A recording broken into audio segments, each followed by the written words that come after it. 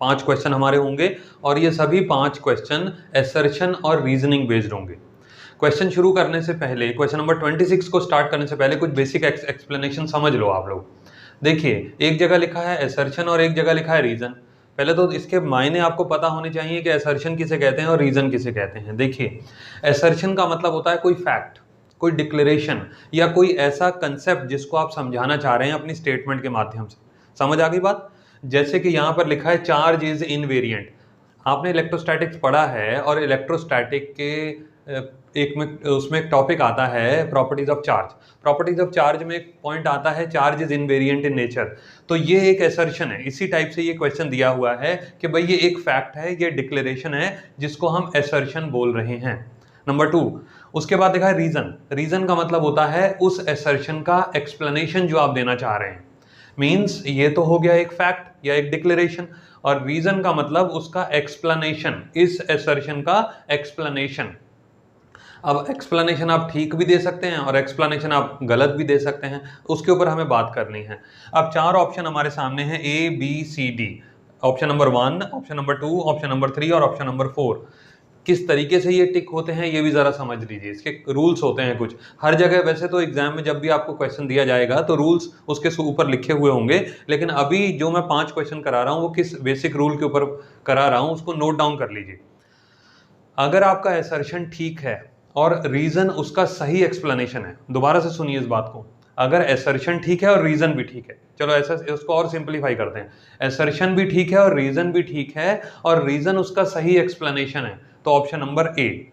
समझ आ गई? ऑप्शन नंबर 1 यानी कि ए आंसर पे आप टिक करेंगे। दोबारा सुन लीजिए, अगर असर्शन ठीक है, करेक्ट है, और रीजन भी करेक्ट है और रीजन उसका सही एक्सप्लेनेशन भी है, तो ऑप्शन नंबर 1। दूसरी बात, सेकंड केस सुनिए, अगर असर्शन ठीक है और रीजन भी ठीक है लेकिन रीजन उसका सही एक्सप्लेनेशन नहीं है, ये थोड़ा सा पॉइंट कंफ्यूज कर सकता है आपको, दोबारा से सुन लीजिए। हैं दोनों पॉइंट ठीक, स्टेटमेंट अपनी अपनी जगह पे मान लीजिए दोनों स्टेटमेंट ठीक हैं, लेकिन जो रीजन है ना वो असर्शन का सही एक्सप्लेनेशन नहीं है। मींस इसका एक्सप्लेनेशन कुछ और होना चाहिए था, तो ऑप्शन नंबर बी। अगर मान लीजिए असर्शन ठीक है और रीजन फॉल्स है, तो ऑप्शन नंबर सी। ठीक है? और अगर दोनों फॉल्स हैं तो option number D, charge is invariant. क्या चार्ज इनवेरिएंट होता है? ये बात सही है या ठीक है? बिल्कुल ठीक बात है। ये पहला पॉइंट तो ट्रू हो गया।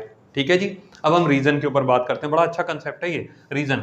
Charge does not depend on speed और फ्रेम ऑफ रेफरेंस। स्पीड के साथ वेलोसिटी भी बोल दिया जाता है कई बारी।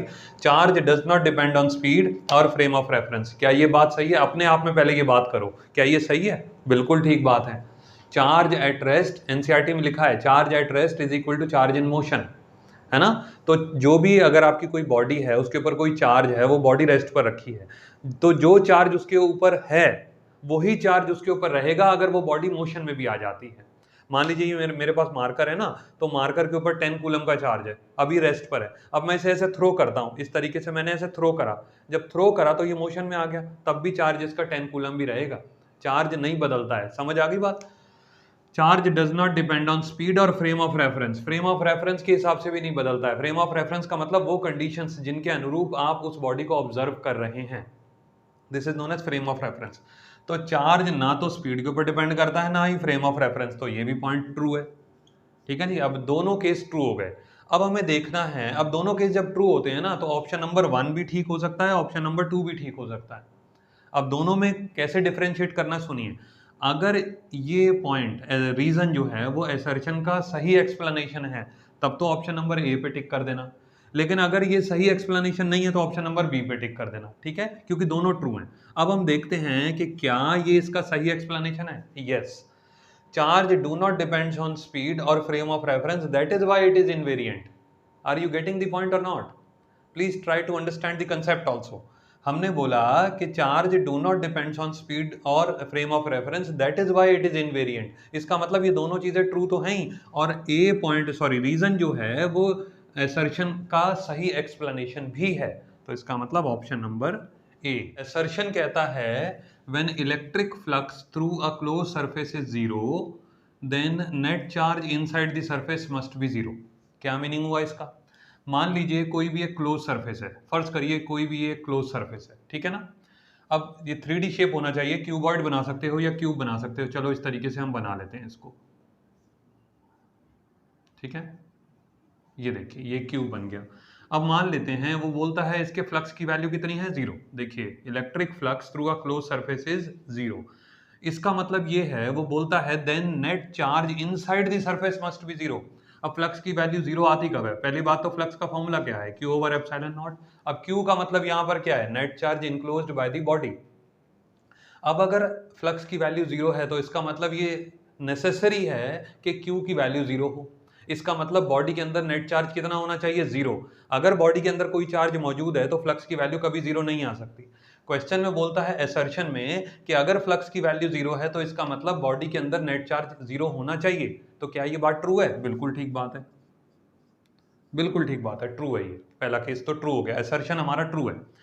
सेकंड नंबर रीजन पे आते हैं, when the net charge in a closed surface is 0 then electric field at every point on Gaussian surface must be 0। क्या मीनिंग है इसका, इसका मतलब ये है कि अगर किसी बॉडी, जैसे यहीं पे हमने ले लिया, अगर कोई बॉडी के अंदर चार्ज की वैल्यू 0 है तो जो आसपास हम गॉसियन सरफेस बनाएंगे ना, किसी भी शेप का गॉसियन सरफेस बने, जो भी हम गॉसियन सरफेस बनाएंगे उसके हर एक पॉइंट पे इलेक्ट्रिक फील्ड की वैल्यू 0 होनी चाहिए। अब एक तरीके से तो लगता है अगर चार्ज 0 है तो इलेक्ट्रिक फील्ड 0 आएगी, ऐसा महसूस होता है ना, लेकिन यहाँ पर एक करेक्शन हमको करना चाहिए। देखिए अगर किसी बॉडी के ऊपर नेट चार्ज 0 है, हम उसके अंदर एक डाइपोल कंसिडर कर लेते हैं, +Q और -Q। भाई अगर डाइपोल किसी बॉडी के अंदर रख दिया जाए तो इसका मतलब नेट चार्ज 0 है ना, और नेट चार्ज 0 है तो ओवरऑल फ्लक्स की वैल्यू 0 आएगी, तो पहली कंडीशन से ये मेल खाता है। अब सुनिए जरा, अगर मान लीजिए मैंने किसी बॉडी के अंदर एक डाइपोल रख दिया तो पॉजिटिव चार्ज की वजह से इलेक्ट्रिक फील्ड कहां जा रही है, अवे। गौर करिएगा इस बात को, अवे। नेगेटिव चार्ज की वजह से इलेक्ट्रिक फील्ड कहां जा रही है, टुवर्ड्स। आपको समझ आ रही बात, क्या इलेक्ट्रिक फील्ड, अगर मैं आसपास कोई ये डॉटेड सरफेस बनाता हूं तो क्या उस डॉटेड सरफेस पे कोई इलेक्ट्रिक फील्ड एक्सपीरियंस होगी, यस।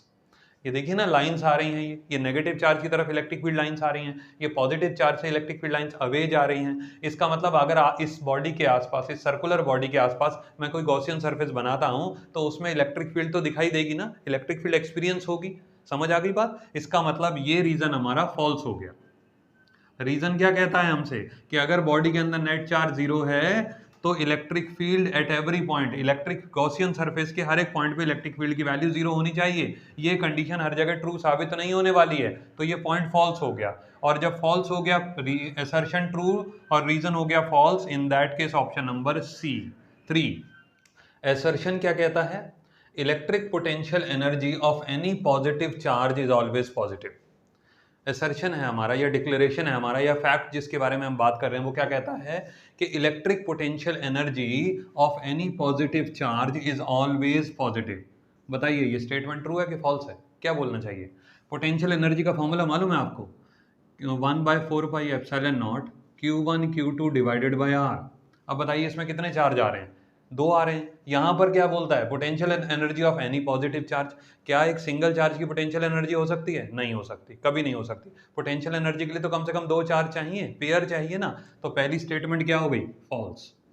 समझ आ रहे हैं आपको क्वेश्चन, इस तरीके से आपने तैयारी करनी है। रीजन क्या कहता है, potential energy is a vector quantity. ये तो बिल्कुल ही गलत है स्टेटमेंट। अगर किसी बच्चे को या आपको अगर छोटा सा भी नॉलेज है, थोड़ा सा भी नॉलेज है, बेसिक नॉलेज, तो एनर्जी तो हमेशा स्केलर क्वांटिटी होती है, तो ये तो स्टार्टिंग से ही फॉल्स हो गई। अब दोनों चीजें अगर फॉल्स हैं बताइए तो ऑप्शन कौन सा होना चाहिए, डी। क्वेश्चन आ गई समझ में, अच्छे तरीके से टॉपिक को भी समझो, असर्शन का मतलब, रीजन का मतलब समझना चाहिए, और उसके हिसाब से ऑप्शन पे हमको टिक करना चाहिए। असर्शन क्या कहता है हमारा, in electrostatics electric lines of force can never be close loops. अब बताइए इलेक्ट्रिक लाइंस ऑफ फोर्स या इलेक्ट्रिक फील्ड लाइंस, इनकी प्रॉपर्टीज आपने पढ़ी हैं तो आपको ये बात मालूम होगी। Electric field lines are known as discontinuous curves. Discontinuous curve है, इसका मतलब ये क्लोज लूप कभी नहीं बताता, तो इसका मतलब ये बिल्कुल बात सही है ना। इलेक्ट्रोस्टैटिक्स में इलेक्ट्रिक लाइंस ऑफ फोर्स कभी भी क्लोज लूप नहीं बनाते, बिल्कुल ठीक बात है, ये तो ट्रू पॉइंट है। ठीक है जी, समझ आ गई बात। नंबर 2, इसका वजह क्या होती है, इसकी वजह ये होती है कि पॉजिटिव से चलता है नेगेटिव पे जाता है, लेकिन नेगेटिव से पॉजिटिव में तो कभी वापस नहीं आती ना इलेक्ट्रिक फील्ड लाइन, तो ये ध्यान रखें, ये स्टेटमेंट ट्रू हो गई हमारी। अब रीजन पे आते हैं, the number of electric lines of force originating और terminating on a charge is proportional to the magnitude of charge. अब बताइए, अगर कोई चार्ज बड़ा है, ध्यान दीजिएगा जरा, तो उसकी जो इलेक्ट्रिक फील्ड लाइंस होंगी ना वो डेंस होंगी। Electric field line, positive charge ले लेता हूं मैं, अगर ये पॉजिटिव चार्ज बड़ा है तो, या ऐसा करते हैं चलो और इसको सिंप्लीफाई करते हैं, ये पॉजिटिव चार्ज छोटा सा है, ठीक है ना, इसकी इलेक्ट्रिक फील्ड लाइंस मैंने बना ली, बिल्कुल ठीक है। अब यही चार्ज अगर बड़ा हो जाएगा, बहुत बड़ा हो जाएगा, तो बताइए इलेक्ट्रिक फील्ड लाइन ज्यादा हो जाएंगी, डेंस हो जाएंगी कि नहीं। अब जैसे जैसे चार्ज की मैग्नीट्यूड बढ़ती जाएगी, इलेक्ट्रिक फील्ड लाइन जो है वो डेंस होती चली जाएंगी। इसका मतलब सेकंड स्टेटमेंट भी ठीक है, जो इलेक्ट्रिक फील्ड लाइंस होती हैं या इलेक्ट्रिक लाइंस ऑफ फोर्स होती हैं वो किसके ऊपर डिपेंड करती हैं, they are proportional to the magnitude of charge. जितना ज्यादा बड़ा चार्ज उतनी ज्यादा डेंस इलेक्ट्रिक फील्ड लाइंस, ठीक है ना। तो दोनों बातें ये ठीक हो गई, तो ये भी ट्रू हो गया, वो भी ट्रू है। अब दूसरे पॉइंट पे आते हैं, जब दोनों चीजें ट्रू है ना तो ऑप्शन नंबर ए और ऑप्शन नंबर बी दोनों हो सकते हैं। अब दोनों में से एक ही तो टिक करना है, वो क्या होगा वो सुनिए। क्या रीजन जो है वो असर्शन का सही एक्सप्लेनेशन है? क्या ये जो क्लोज लूप्स की बात हो रही है इसमें ये स्टेटमेंट फिट बैठता है? क्लोज लूप में तो मैंने उसको ऊपर एक्सप्लेनेशन आपको दिया, ये एक्सप्लेनेशन असर्शन का तो नहीं है ना। समझ आ गई बात? जब रीजन जो है वो सही एक्सप्लेनेशन नहीं है असर्शन का, तो ऑप्शन नंबर बी पे आपने टिक करना है, ठीक है ना। असर्शन क्या कहता है, if a proton and electron are placed in same uniform electric field they experience acceleration of different magnitude. देखिए, एक प्रोटॉन है, एक इलेक्ट्रॉन है, और उन दोनों को एक ही यूनिफॉर्म इलेक्ट्रिक फील्ड के अंदर रख दिया है हमने, ठीक है। अब वो कहता है कि उनका जो एक्सेलरेशन होगा, they will experience acceleration of different magnitude, अलग अलग एक्सेलरेशन इन दोनों के लिए लगेगा। कैसे समझ सकते हो आप इस बात को? फोर्स का जनरल फॉर्मूला क्या होता है, F is equal to ma। अब इलेक्ट्रिक फोर्स का फॉर्मूला, यानी कि इलेक्ट्रिक फील्ड जो फोर्स लगाती है उसका फॉर्मूला QE, दोनों को इक्वेट कर दो, ma is equal to QE divided by ma is equal to QE, तो एक्सेलरेशन की वैल्यू आ गई QE डिवाइडेड बाय m। अब बताइए, चार्ज तो दोनों में सेम है, प्रोटॉन में भी वही न्यूमेरिकल वैल्यू होती है चार्ज की, इलेक्ट्रॉन में भी वही होती है। अब इलेक्ट्रिक फील्ड भी सेम है, दोनों का मास अलग अलग है, तो एक्सेलरेशन अलग अलग आएगा ना। तो पहली स्टेटमेंट तो हमारी ट्रू हो गई, ठीक है जी। अब हम रीजन पे आते हैं, electric force on a charge is independent of its mass. अब अगर कोई बॉडी है, मान लीजिए उसके ऊपर चार्ज है Q, इसको अगर यूनिफॉर्म इलेक्ट्रिक फील्ड में हम रख देते हैं तो फोर्स का फॉर्मूला क्या लगता है, QE। अब इलेक्ट्रिक फील्ड जो फोर्स लगाती है किसी बॉडी के ऊपर, क्या वो उसका मास देख के लगाती है या वो उसका चार्ज देख के लगाती है? इलेक्ट्रिक फील्ड जो फोर्स लगाती है वो उसका चार्ज देख करके लगाती है, इसका मतलब it is independent of its mass. ये बात सही हो गई, तो ये स्टेटमेंट भी हमारा ट्रू है। मास देख के तो नहीं लगाती ना, ठीक है ना, मास देख के नहीं लगाती, चार्ज देख के लगाती है, तो इंडिपेंडेंट ऑफ इट्स मास, ये चीज ट्रू हो गई। अब हम दोनों केस हमारे ट्रू हो गए। अब दोनों केस ट्रू हैं तो फिर से दो ऑप्शन हमारे बनते हैं। अब हमें चेक करना है कि ए ऑप्शन या बी ऑप्शन। अगर तो रीजन इसका एक्सप्लेनेशन है तब तो ऑप्शन ए, अगर रीजन असर्शन का एक्सप्लेनेशन नहीं है तो ऑप्शन नंबर बी। अब दोनों को आप कंपेयर करो, क्या रीजन इसका सही एक्सप्लेनेशन बनता है? ये देखिए, ये कंफ्यूजिंग है, दोनों में फोर्स की बात हो रही है और ऐसा लगता है कि भाई इन दोनों को रिलेट भी कर सकते हैं, लेकिन ये बात बिल्कुल गलत है। Reason is not the correct explanation of assertion, क्योंकि ना ये एक मिसलीडिंग कंसेप्ट हो जाता है। यहाँ पे F is equal to QE तक तो चलता है, लेकिन जब आप एक्सेलरेशन कैलकुलेट करने लगते हो ना, ध्यान रखिए, प्रोटॉन का जो एक्सेलरेशन है वो अलग होगा इलेक्ट्रॉन से, लेकिन इलेक्ट्रिक फील्ड के द्वारा लगाया गया फोर्स दोनों के ऊपर सेम होगा। समझ आ गई बात? ऐसा इसलिए क्योंकि फोर्स मास के ऊपर डिपेंड नहीं करता, लेकिन एक्सेलरेशन तो करता है। समझ आ गई? ये ध्यान रखिए। तो reason is not the explanation for assertion, तो ऑप्शन नंबर बी। ये पांचों क्वेश्चन आपको होपफुली समझ आ गए होंगे। मिलते हैं नेक्स्ट क्लास में।